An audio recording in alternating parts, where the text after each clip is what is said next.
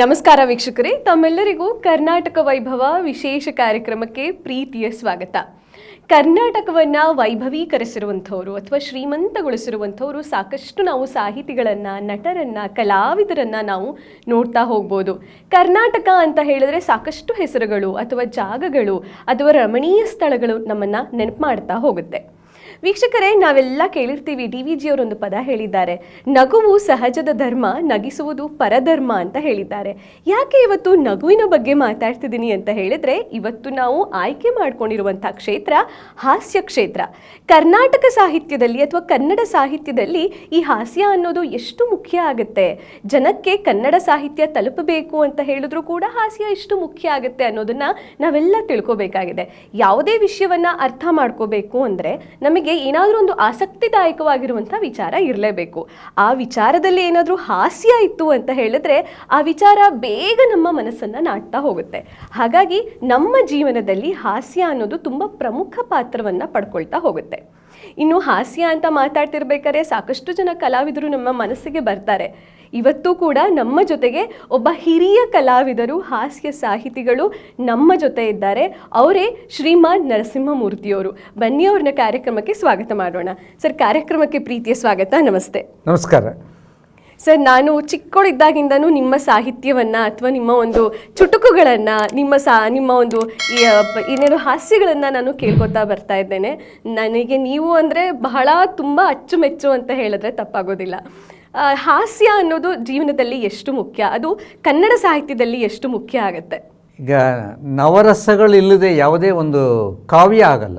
ಒಂದು ಕಾವ್ಯವನ್ನು ಬರೆದಾಗ ಮಹಾಕಾವ್ಯ ಅಂತ ನಾವೇನು ಕರಿತೀವಿ, ನವರಸಗಳ ಪಟ್ಟಿಯಲ್ಲಿ ಶೃಂಗಾರ ಪಕ್ಕದಲ್ಲೇ ಹಾಸ್ಯ ಕೂತಿದೆ, ಎರಡನೇ ರಸ ಅದು. ಹೀಗಾಗಿ ನೀವು ಹಾಸ್ಯವನ್ನು ಬಳಸಲೇಬೇಕಾಗುತ್ತೆ. ಎಲ್ಲಿ ಹಾಸ್ಯ ಇದ್ದರೆ ಅದು ಸಮಾಜದಲ್ಲಿ ಹಾಸ್ಯ ಇದ್ದರೆ ಜಗಳಗಳಾಗಲ್ಲ, ಕುಟುಂಬದಲ್ಲಿ ಹಾಸ್ಯ ಇದ್ದರೆ ಒಂದು ಹೊಂದಾಣಿಕೆ ಇರುತ್ತೆ ಗಂಡ ಹೆಂಡತಿ ನಡುವೆ. ಹೀಗಾಗಿ ದೊಡ್ಡ ದೊಡ್ಡ ಪ್ರಾಬ್ಲಮ್ಸ್ ಎಲ್ಲ ನೀವು ಹಾಸ್ಯದ ಮುಖಾಂತರವಾಗಿ ನೀವು ಅದನ್ನು ಸಾಲ್ವ್ ಮಾಡ್ಲಿಕ್ಕೆ ಸಾಧ್ಯ ಇದೆ. ಆ ದೃಷ್ಟಿಯಿಂದ ಬದುಕಿಗೆ ಹಾಸ್ಯ ಬೇಕು, ಮಹಾಕಾವ್ಯಗಳೆಲ್ಲ ಹಾಸ್ಯ ಇದೆ, ಮತ್ತು ಇವತ್ತು ಹಾಸ್ಯಕ್ಕೆ ಫುಲ್ ಡಿಮ್ಯಾಂಡ್ ಇದೆ. ಯಾಕೆಂದರೆ ಜನಕ್ಕೆ ಈ ಒಂದು ಯಾಂತ್ರಿಕ ಬದುಕಿನಲ್ಲಿ ಯಾರಿಗೂ ಕಷ್ಟ ಇನ್ನೊಂದು ಅವೆಲ್ಲ ಬೇಡ. ಹಾಸ್ಯ ಅಂತಂದರೆ ಜನರ ಕಿವಿ ನಿಮಿರುತ್ತೆ, ಕೇಳ್ತಾರೆ. ಹೀಗಾಗಿ ಹಾಸ್ಯ ಬದುಕಿಗೆ ಬೇಕೇ ಬೇಕಾಗಿರ್ತಕ್ಕಂಥ ಒಂದು ಐಟಮ್ ಅಂತ ನಾನು ಹೇಳ್ತಾ ಇದ್ದೀನಿ. ಹೌದು ಸರ್. ಇನ್ನು ನಮ್ಮ ಕಾರ್ಯಕ್ರಮದ ಹೆಸರೇ ಕರ್ನಾಟಕ ವೈಭವ. ಹಾಗಾಗಿ ನೀವು ಕನ್ನಡ ಸಾಹಿತ್ಯವನ್ನ ಅರ್ಥ ಕುಡಿದಿದ್ದೀರಾ ಅಂತ ಹೇಳಿದ್ರೆ ತಪ್ಪಾಗೋದಿಲ್ಲ. ಹೀಗಿರುವಾಗ ಈ ಕರ್ನಾಟಕ ಅನ್ನುವಂಥ ಹೆಸರು ಹೇಗೆ ಬಂತು, ಅಥವಾ ಅದಕ್ಕಿಂತ ಮುಂಚೆ ಜನರ ಜೀವನ ಹೇಗಿತ್ತು, ಕನ್ನಡಕ್ಕೆ ಎಷ್ಟು ಭಾಷಾಭಿಮಾನವಿತ್ತು ಅಥವಾ ಈಗ ಎಷ್ಟಿದೆ, ಅದ್ರ ಬಗ್ಗೆ ತಿಳಿಸ್ಕೊಡಿ. ಹರಿದು ಹಂಚಿ ಹೋಗಿದ್ದ ನಮ್ಮ ನಾಡು ಭಾಷಾವಾರು ಪ್ರಾಂತ್ಯಗಳಂತ ಮಾಡಿದಾಗ 1956 ನವೆಂಬರ್ 1ನೇ ತಾರೀಕು ವಿಶಾಲ ಮೈಸೂರು ರಾಜ್ಯ ಆಯ್ತಿದ್ದು.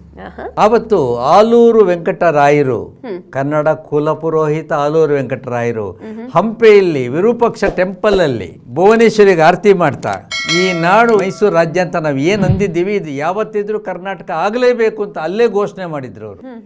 1973ರಲ್ಲಿ ದೇವರಾಜ ಅರಸು ಅವರ ಆಳ್ವಿಕೆ ಇದ್ದಾಗ ನವೆಂಬರ್ 1ನೇ ತಾರೀಕು ನಮ್ಮ ರಾಜ್ಯವನ್ನ ಕರ್ನಾಟಕ ರಾಜ್ಯ ಅಂತ ಘೋಷಣೆ ಮಾಡಿದ್ರು. ಆವತ್ತಿಂದ ನಡ್ಕೊಂಡು ಬರ್ತಾ ಇದೆ. ನೀವು ವೈಭವ ಅಂತ ಒಂದು ಮಾತು ಹೇಳಿದ್ರಿ. ನಿಜವಾಗ್ಲೂ ಹೇಳೋದಾದರೆ ಕರ್ನಾಟಕದ ವೈಭವ ಬೇರೆ ಎಲ್ಲೂ ಸಿಗಕ್ಕೆ ಸಾಧ್ಯವೇ ಇಲ್ಲ. ಅಂತ ವೈಭವ ಶಿಲ್ಪಕಲೆಯಲ್ಲಿದೆ, ಸಾಹಿತ್ಯದಲ್ಲಿದೆ, ಪ್ರೇಕ್ಷಣೀಯ ಸ್ಥಳಗಳಲ್ಲಿದೆ, ಎಲ್ಲಕ್ಕಿಂತ ಹೆಚ್ಚಾಗಿ ಜನಮಾನಸದಲ್ಲಿದೆ. ಸರಿಯಾದ ಒಂದು ಶೀರ್ಷಿಕೆಯನ್ನು ಕೊಟ್ಟಿದ್ದಾರೆ. ಕರ್ನಾಟಕ ವೈಭವ ಎಲ್ಲ ಕಡೆ ಇದೆ. ಆವತ್ತು ಶುರುವಾದ ಒಂದು ರಾಜ್ಯೋತ್ಸವ ಇವತ್ತಿನವರೆಗೂ ಅದು ಹರ್ಕೊಂಡು ಬರ್ತಾ ಇದೆ, ನಡ್ಕೊಂಡು ಬರ್ತಾ ಇದೆ. ಇದು ಸಂಭ್ರಮ. ಇಡೀ ನವೆಂಬರ್ ತಿಂಗಳಲ್ಲಿ ನಾವು ರಾಜ್ಯೋತ್ಸವವನ್ನು ಮಾಡ್ತೀವಿ. ಯಾಕಂದರೆ ಕೆಲವರು ನವೆಂಬರ್ 1 ರಾಜ್ಯೋತ್ಸವ ರಜಾ ಕೊಡ್ತಾರೆ ನಿಜ, ಆದರೆ ನವೆಂಬರ್ 1 ಅಂದರೆ ಗೆಸ್ಟ್ಗಳು ಸಿಗಬೇಕಲ್ಲ, ಅಲ್ವಾ? ಹೀಗಾಗಿ ನಿಮಗೆ ಶ್ರಾವಣ ಮಾಸದಲ್ಲಿ ಅಡುಗೆ ಭಟ್ರು ಸಿಗಲ್ಲ, ನವೆಂಬರ್ ತಿಂಗಳಲ್ಲಿ ಭಾಷಣ ಮಾಡೋರು ಸಿಗಲ್ಲ. ಭಾಳ ಕಷ್ಟ ಇದೆ ಅದು. ಆದ್ದರಿಂದ ಇಡೀ ತಿಂಗಳಲ್ಲಿ ನೀವು ಯಾವತ್ತು ಬೇಕಾದರೂ ಆಚರಿಸ್ಬೋದು. ಬರ್ಡೇ ಇದ್ದಾಗಿದ್ದು ಭುವನೇಶ್ವರಿಯ ಬರ್ಡೇ ಥರ ಭಾಳ ಚೆನ್ನಾಗಿ ಮಾಡ್ತಾ ಇದ್ದಾರೆ ನಮ್ಮ ಹುಡುಗರು ಎಲ್ಲರೂ. ಕನ್ನಡ ಸಂಘಗಳಿವೆ, ಅತ್ಯಂತ ಆಸ್ತಿಯಿಂದ. ಇದೇ ಕನ್ನಡ ಸಂಘಗಳು ಇಲ್ಲದೆ ಹೋಗಿದ್ರೆ, ಕನ್ನಡದ ಅಭಿಮಾನಿಗಳು ಇಲ್ಲದೆ ಹೋಗಿದ್ರೆ ಕನ್ನಡಕ್ಕೆ ತೊಂದರೆ ಆಗಿರೋದು. ಅವ್ರು ನಡ್ಸ್ಕೊಂಡು ಹೋಗ್ತಾ ಇದ್ದಾರೆ. ಆದರೆ ಭಾಳ ಸಾಫ್ಟು ನಮ್ಮ ಜನ. ಕನ್ನಡದ ಬೇರೆಯವರಿಗೆ ಕಂಪೇರ್ ಮಾಡಿದ್ರೆ ಪ್ರೀತಿ ಜಾಸ್ತಿ ಇರುತ್ತೆ, ಹಾರ್ಶ್ನೆಸ್ ಕಡಿಮೆ ಇರುತ್ತೆ ಹೌದು, ನಮ್ಮ ಹುಡುಗರಲ್ಲಿ. ಹೌದು, ಹೌದು. ಹೀಗಾಗಿ ದುರಭಿಮಾನ ಇಲ್ಲ, ಅಭಿಮಾನ ಮಾತ್ರ ನಮ್ಮ ಹುಡುಗರಿಗಿದೆ ಅಂತ ಖಂಡಿತ. ನಾನು ಸ್ಪಷ್ಟವಾಗಿ ಹೇಳ್ತಾ ಇದ್ದೀನಿ. ಹೌದು. ಇನ್ನು ಈಗಿನ ಬರ್ತಾ ಇರುವಂತಹ ಮಕ್ಕಳಿಗಾಗಿರ್ಬೋದು, ಯುವ ಜನತೆಗಾಗಿರ್ಬೋದು, ಕನ್ನಡವನ್ನ ಹೇಗೆ ನಮ್ಮ ಜೀವನದಲ್ಲಿ ಅಳವಡಿಸ್ಕೋಬೇಕು ಅಥವಾ ಅದ್ರ ಬಗ್ಗೆ ಹೇಗೆ ಒಲವು ತೋರಿಸ್ಬೇಕು ಅಂತ ತಾವು ಹೇಳ್ತೀರಾ? ಇನ್ನು ಚಿಕ್ಕ ಮಕ್ಕಳಿಗೆ, ಯಾಕಂದ್ರೆ ಸ್ಕೂಲ್ಗೆ ಹೋಗ್ತಾನೆ ಇಂಗ್ಲಿಷ್ ಅನ್ನುವಂಥದ್ದು ಅಥವಾ ಹಿಂದಿ ಬೇರೆ ಬೇರೆ ಭಾಷೆಗಳನ್ನ ನಾವು ಕಲಿಸ್ತಾ ಹೋಗ್ತೀವಿ. ಹಾಗಿರುವಾಗ ಕನ್ನಡಕ್ಕೆ ನಾವು ಎಷ್ಟು ಪ್ರಾಮುಖ್ಯತೆ ಕೊಡಬೇಕಾಗತ್ತೆ?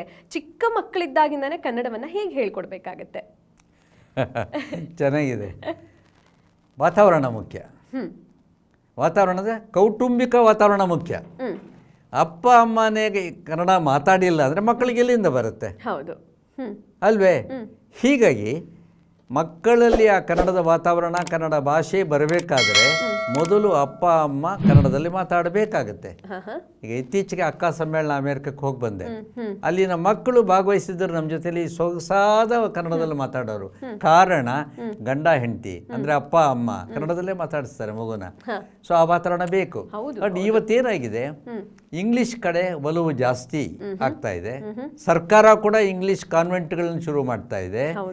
ಬೇಕು ಇಂಗ್ಲಿಷು, ನಾನು ಬೇಡ ಅಂತ ನಾನು ಹೇಳ್ತಾ ಇಲ್ಲ. ಇಂಗ್ಲಿಷ್ ಯಾವುದೋ ಲೆವೆಲಲ್ಲಿ ಬೇಕು. ಕನ್ನಡವನ್ನ ಕಡೆಗಣಿಸಿ ಇಂಗ್ಲಿಷ್ ತಗೊಳ್ಳೋದು ತಪ್ಪಾಗುತ್ತೆ. ಯಾಕೆ ನೀವು ಹೈಯರ್ ಸ್ಟಡೀಸ್ ಹೋದಂತೆಲ್ಲ 1, 2, 3, 4 ಓಕೆ, ಅಥವಾ 8 ಓಕೆ, ಅಲ್ಲಿಂದ ಮುಂದೆ ನೀವು ಹೋದಾಗ ಇಂಗ್ಲೀಷು ಬೇಕಾಗತ್ತೆ ನಿಮಗೆ. ಎಸ್ಪೆಷಲಿ ಇಂಜಿನಿಯರಿಂಗು, ಮೆಡಿಕಲ್ಲು ಎಲ್ಲ ಇಂಜಿನಿಯರಿಂಗ್ ಸಿಲೆಬಸ್ನ ಕನ್ನಡದಲ್ಲಿ ಮಾಡಬೇಕು ಅಂತ ಒಂದ್ಸಲ ಸರ್ಕಾರ ಪ್ರಯತ್ನ ಮಾಡ್ತು.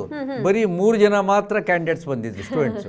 ಕನ್ನಡದಲ್ಲಿ ಇಂಜಿನಿಯರಿಂಗ್ ಓದಕ್ಕೆ ಬಂದವ್ರನ್ನೇ ಇಂಗ್ಲೀಷ್ಗೆ ಹಾಕಿದ್ರು. ಅಂದರೆ ಪಾಠ ಮಾಡೋರ್ಗೂ ಕಷ್ಟ, ಸಿಲೆಬಸ್ ಕಷ್ಟ ಇದೆ, ನಿಮಗೆ ಪಠ್ಯಪುಸ್ತಕಗಳು ಸಿಗಲ್ಲ, ಆ ಥರ. ಇನ್ನು ಅಪ್ಪ ಅಮ್ಮ ನೆಟ್ಟಿಗೆ ಮಕ್ಕಳನ್ನ ಮಾತಾಡಿಸಿಲ್ಲ ಅಂದರೆ ಏನಾಗುತ್ತೆ ಗೊತ್ತಾ? ಅವ್ರಿಗೆ ಕತೆಗಳು ಹೇಳೋಕ್ಕೆ ಬರಲ್ಲ. ನಾನು ಹೀಗೆ ನಮ್ಮ ರಿಲೇಟಿವ್ಸ್ ಮನೆಗೆ ಹೋಗಿದ್ದೆ. ಭಾಳ ತಮಾಷೆ ಇದೆ ಕತೆ ಇದು. ಅದು ನಮ್ಮ ಮಗುಗೆ ಪಂಚತಂತ್ರ ಎಲ್ಲ ಕತೆಗಳು ಗೊತ್ತು. ಅಯ್ಯೋ ಹೌದಾ, ಇಷ್ಟು ಪುಟ್ಟ ಮಗುಗೆ ಹೇಳು ಬರೀ ಅಂತ. ಅದೇ ಕಾಗೆ ಒಂದು ಒಂದು ಒಂದು ಮಾಂಸದ ತುಂಡು ಇಟ್ಕೊಂಡು ಮೇಲೆ ಕೂತಿರುತ್ತೆ, ನರಿ ಬಾಯಲ್ಲಿ ಬಂದು ಬೀಳುತ್ತೆ, ಈ ಕಥೆನೇ ಹೇಳ್ಕೊಟ್ಟಿದ್ದಾರೆ. ಅದು ಒಂದು ಸಪಾನ್ ಟೈಮ್ ಒಂದು ಕಾಗೆ ಇತ್ತು. ಕಾಗೆ ವಾಸ್ ಸಿಟ್ಟಿಂಗ್ ಆನ್ ದಿ ಮರ. ದೇರ್ ಕೇಮ್ ಒನ್ ಬೋಬೋ ನಾಯಿ. Bobo Nai said, Kage, how fine you look. Please sing a song for me. ಅಂತ ಬೋಬೋ ನಾಯಿ ಹೇಳ್ತು. ಕಾಗೆ ಸಿಂಗ್ ಮಾಡೋಕ್ಕೆ ಅಂತೇಳಿ ಅಂತ ಬಾಯಿ ಹೇಳ್ತು. ಬಾಯಲ್ಲಿದ್ದ ಬೋಂಡ ಅಥವಾ ಏನೋ ಒಂದು ಐಟಮ್ಮು ಆ ಕೆಳಗಿದ್ದ ನಾಯಿ ಬಾಯಲ್ಲಿ ಬಿದ್ದೋಯ್ತು. ನಾಯಿ ಅದು ಕಚ್ಕೊಂಡು ರ್ಯಾನವೇ. ಆಯಿತಾ? ನೀತಿ ಏನು ಅಂತಂದರೆ, ಆಯಿತಾ, ನೀವು ಕನ್ನಡದಲ್ಲಿ ಕತೆ ಹೇಳೋಕ್ಕೆ ಶುರು ಮಾಡಿದ್ರೆ ಇಂಗ್ಲೀಷ್ ಮಧ್ಯೆ ಮಧ್ಯೆ ಬರುತ್ತೆ ಅನ್ನೋದು ನೀತಿ. ಈ ಥರ ಆಗ್ಬಿಟ್ಟಿದೆ ಇವತ್ತು.